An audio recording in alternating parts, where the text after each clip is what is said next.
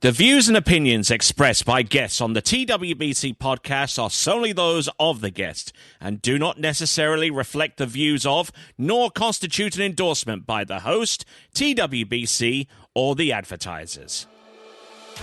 National championships, Confederation championships, World championships, major professional events. For over 3 decades, he has been there for many of the sport's greatest moments. And now he brings you even closer to the movers and shakers in the world of high-echelon tournament water skiing. From the founder and creator of the Water Ski Broadcasting Company comes the TWBC Podcast. And now here's your host, Tony Lightfoot. Well, greetings one and all, and welcome to this latest edition of the TWBC Podcast. I'm the aforementioned Tony Lightfoot, and I'm glad to have you on board. And equally glad to have on board for this episode is world-class coach, and he's held that distinction for many, many years and comes into these World Championships at Sunset Lakes as the coach for the Chilean water ski team. His name is Tanguy Benet. How are you doing, sir? How are you, Tony? I'm doing pretty good. So, Tanguy, I mean, you've been involved coaching tournament water skiing for many, many years. So, when did you start coaching at international level for whichever team that you started with? Well, I went back into water skiing in early 90s. During the period before I was training Emmerich, my brother. Mm-hmm. And that's when I decided, probably this is where I'm having fun. So my brother became world champion in '89, and that's when I started. I said, okay, I'll train some other people. Okay, so what is it about your coaching? Because I mean, you're very highly sought after. You know, I mean, you were the coach for the Chilean team for many, many years, and then you took some time off. You decided to retire off to an island somewhere, and then for some reason you were kind of brought back into to the fray a little bit. So in your opinion, what is it about what you do out there that makes you so highly sought after as a coach, so to speak? Well, I believe that's a question you should ask my skiers. I know, but what do you think it is? I mean, you've been around this sport for many, many years. You must have gotten a sense for why they bring you in. Well, basically, I think winning is about the head more than the state of skiing. So I really concentrate on getting the head right. Mm-hmm. Which means I really believe like between 65 and 70% of the winners won with the mental part of the skiing. So I'm really focused on making sure that in their head, they're winners. Okay, so less about technical and more about getting in someone's headspace and just trying to make things, easier for them to digest and be able to perform with less stress out in the water. Yes. That is correct, and obviously all the training part and all the coaching part goes into that direction too. Like it all goes together, but always with the goal of getting the mind ready for the tournament. Excellent. So you had a life in tournament water skiing long before you actually started coaching. Kind of give us a little bit of an idea of how long you were a competitive skier for, and in what era, what kind of time span. Well, I did ski tournament-wise, but not for a very long time. I was always curious about the world, and I had so many things to see. But I skied for around 7 years, mm-hmm. from 14 years old to 21. Uh-huh. That's when I retired. So that was in the 1970s, around 1970s, turn of the 80s. At the end of the 80s, beginning of the 80s, exactly. And my level was not very good, except in tricks. I was top 3 in the world, but just having fun. And I was at that period. There was so many things I wanted to know, and I was actually training in your countries with the Great Diving Nations. Uh-huh. Yeah, David Nations was kind of an idol for me. Crazy man, passionate, and very, very special. Yeah, and he made skiers work exceptionally hard. Or the likes of like Patrice Martin that came to his stable over in Ruislip to learn more about trick skiing. But obviously we talk about some of the great skiers in the world, and we mentioned Patrice Martin right there. But who are some of the great athletes that you have had a personal hand in guiding to greatness at the world stage? I could pick one right off the bat, and that's Angeliki Andreopoulou, who won the world championship in jump. What was it? Three times. Yeah, 3 times, and the last of them is 2009. But obviously, talk a little bit about her and maybe some of the others that you've helped her go to the top of the ladder. Well, I had the chance of, the coach is nothing without the athlete.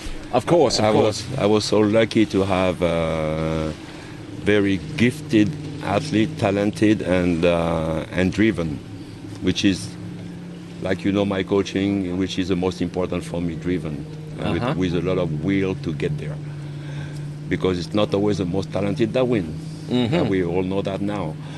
And so I'm not going to name them all, but at the end I had the chance of having success in having 34 world titles at the open level with people I train. I mean, the likes of Angela, the likes of Jared Luala, Pipe Miranda, the Larsens, I mean, etc., etc. There is. I know I'm going to forget a lot of names. This is why I don't want to start. I didn't want to start this. I know. I perfectly understand that. And the skiers that you mentioned, all exceptional athletes and all multiple world championships. So let's just see if I can get a sense of your process a little bit. From the time that a country says, "Hey, listen, we need a coach. We need someone who can work not only with the technical aspect with the sport, but also with the head." We know that Tanguy is available. I mean, how do they reach out to you?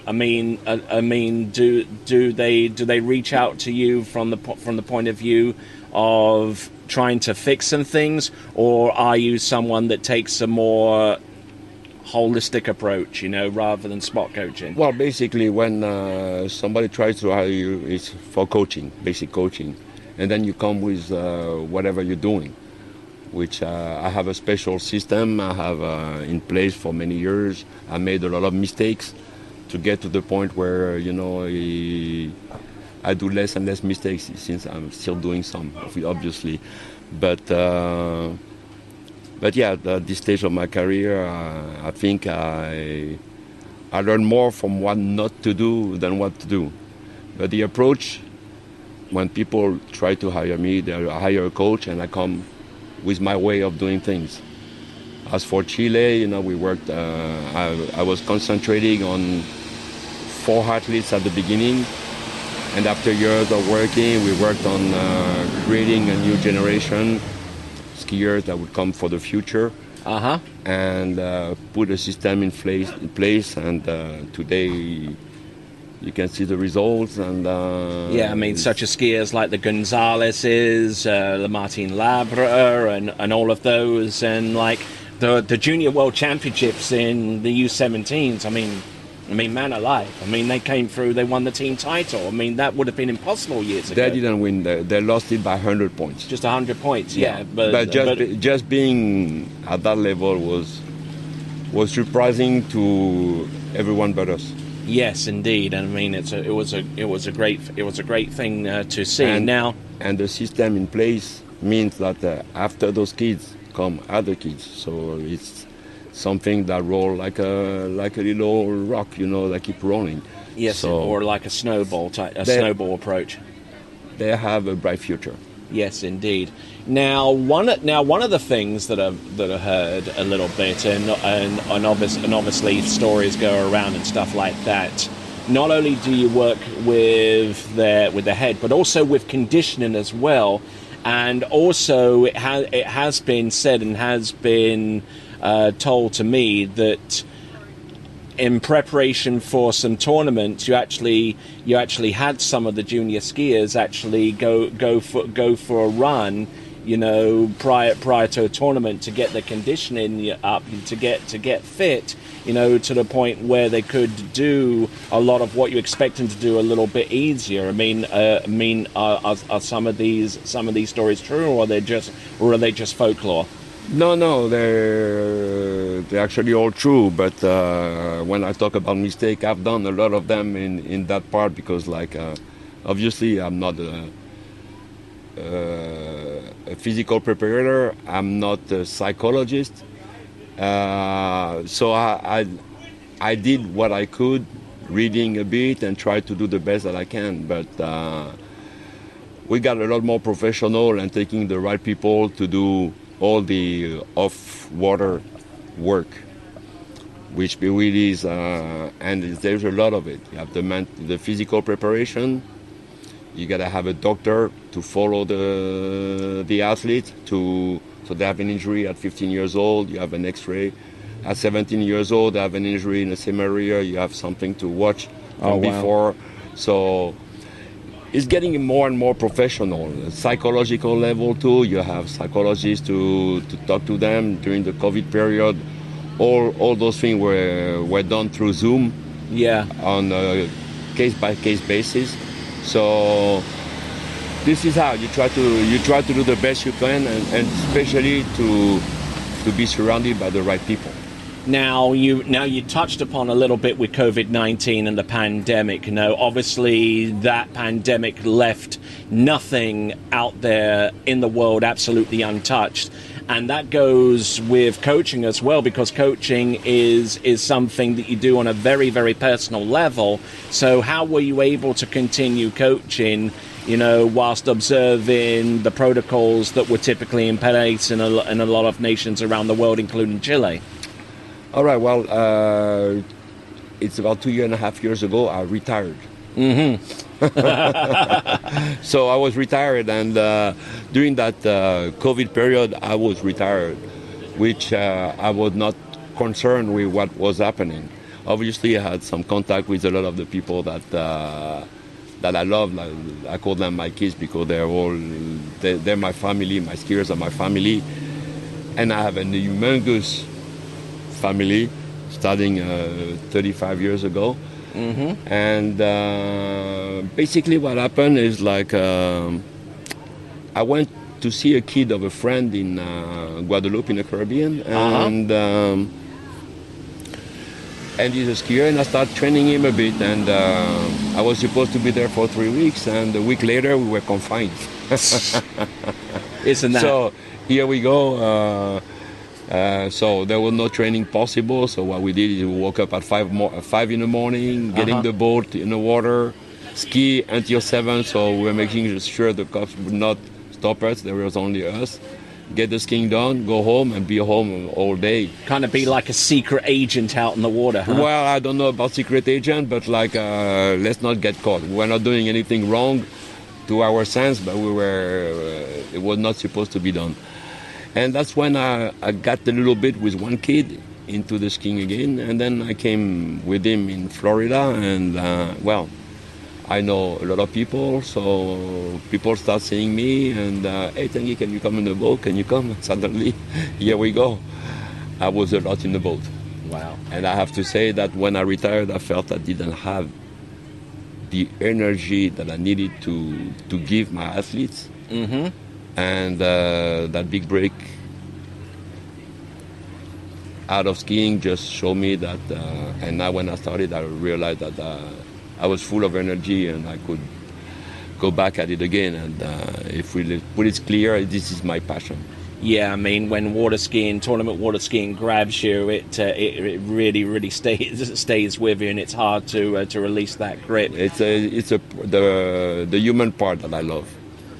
Yes, indeed. So, we'll round off the podcast here. There's so many other questions, that touch upon another subject. Actually, let me ask one right now. Obviously, you coached and you trained Tanguy Benet to the '89 World Water Ski Trick Championship and to a number of different titles. I mean, I'm sure a lot of people are probably listening in and asking me, no, ask him about Tanguy. Where is he? Where do you keep in contact with him? We haven't heard from him for a while, so here's your opportunity to set that record straight. Well, Tanguy is great. Thanks for everyone for wanting to know. Yeah, he's great. He's living in Palm Beach. He's a builder. He's building houses now. He's starting building houses of 200,000 or 300,000, and now. Oh wow! And now he's building houses that cost millions of dollars. Mm-hmm. And he's known down in the area as the fastest builder, so he's really sought after. Wow, sought after. And he's like, he cannot take anybody anymore because he has too much work. All right then. Okay, we'll round off the podcast there. Thank you very much for being a part of this. But is there anything that you'd like to give a shout out to say thanks to? The microphone is yours if you want to do that. Well, there is so many people I want to thank. It's just I thank the whole water ski family. That will be my conclusion. All right, that's a really nice catch-all, and you just heard Tanguy Benet. My name is Tony Lightfoot. This is the latest episode of the TWBC Podcast, and until next time, it is ciao for now. Thank you for listening to the TWBC Podcast. Be sure to check out our website at waterskibroadcasting.com. Links to our presence on major social media platforms can be found there, as well as updates to our webcast and this podcast. Duplication or rebroadcasting of this broadcast without written consent of TWBC is prohibited. Subscribe to us on your favorite podcast platform and be sure to join us next time for the next edition of the TWBC Podcast.